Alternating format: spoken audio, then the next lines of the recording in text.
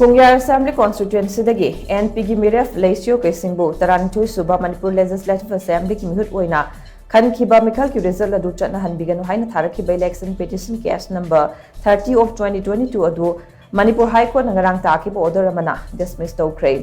Tharakkhiba suba Manipur Legislative Assembly meekhal da meerep kiba aung simre amasung atop singna petitioner singwaiduna Tharakkhiba election petition case number 30 of 2022 na meekhal adu damai pakle haina lauthokiba Leishiyo Keishing gi meekhal gi result adu chatna-hanbiganu haina haizarikhiba adu gi Mayokta respondent oiriba Leishiyo na miscellaneous election petition number 113 of 2022 asi thangalakibani.